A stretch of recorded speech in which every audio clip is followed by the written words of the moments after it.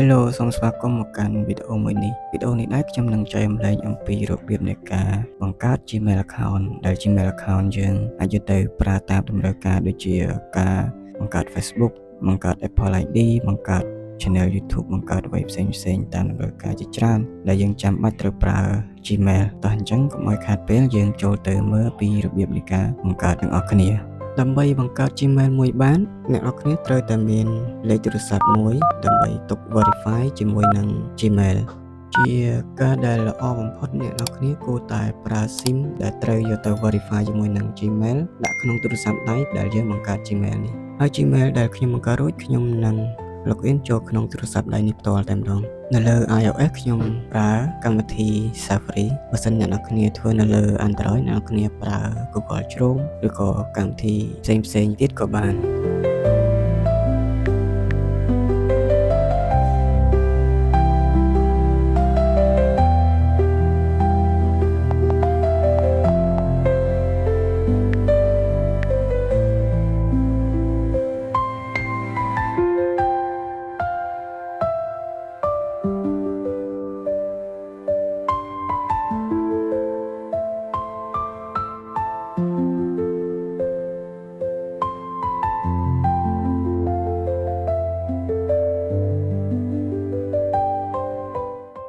សម្រាប់ឈ្មោះអ្នកនរគ្នាអាចប្រើជា nickname ឬក៏ប្រើឈ្មោះពិតក៏បានសម្រាប់ថ្ងៃខែកំណើតអ្នកនរគ្នាអាចប្រើខុសពីថ្ងៃខែកំណើតពិតក៏បានក៏ប៉ុន្តែចំពោះឆ្នាំកំណើតអ្នកនរគ្នាគួរតែដាក់ហើយនឹងរាប់អាយុធ្វើយ៉ាងម៉េចឲ្យលើស18ឆ្នាំទៅល្អ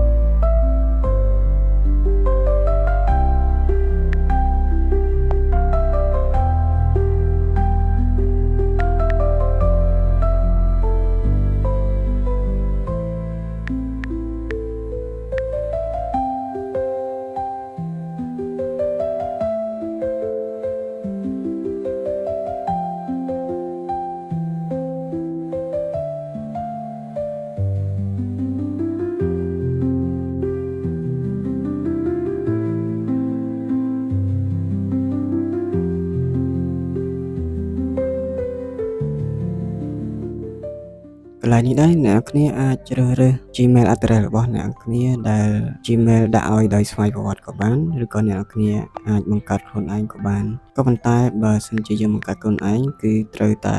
ច្បាស់ថាអាសយដ្ឋាន Gmail ដែលយើងបង្កើតមិនជាន់នឹងអ្នកដទៃបើសិនជាជាន់នឹងអ្នកដទៃគឺ Gmail នឹងព្យាយាមឲ្យយើង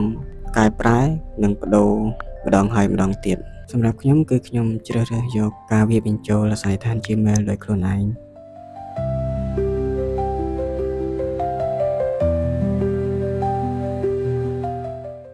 ចំពោះ password អ្នកនរគ្នាគួរតែប្រើមានលេខបូកជាមួយនឹងអក្សរតូចហើយនិងអក្សរធំដែលមានចំនួន8ខ្ទង់ឬក៏លើ8ខ្ទង់ទី1និងទី2គឺខ្ញុំវាយបញ្ចូលដូចគ្នា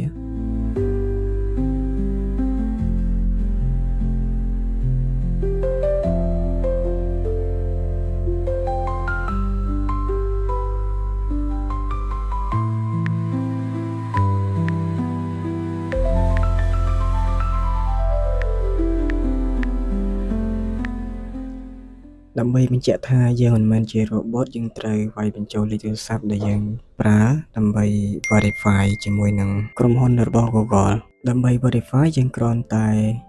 យកលេខកូដដែលក្រុមហ៊ុន Google ផ្ញើចូលក្នុងសារ SMS របស់លេខទូរស័ព្ទដៃរបស់អ្នកនរគ្នាដែលអ្នកនរគ្នាបានដាក់អញ្ចឹងខ្ញុំនឹងយកលេខកូដទាំងនោះយកមកវាយបញ្ចូលនៅក្នុងកន្លែង verify code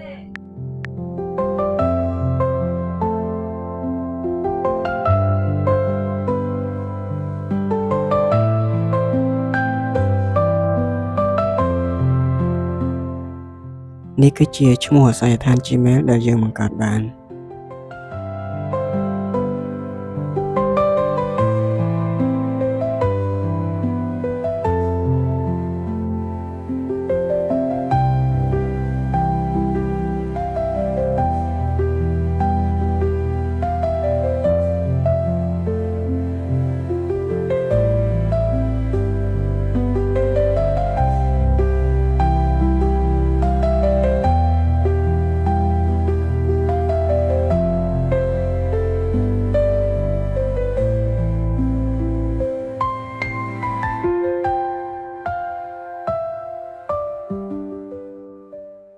ដើម្បីកុំឲ្យពេលក្រោយយើងពិបាកចុចឆែកមើលសាររបស់ Gmail អញ្ចឹងយើងចូលទៅ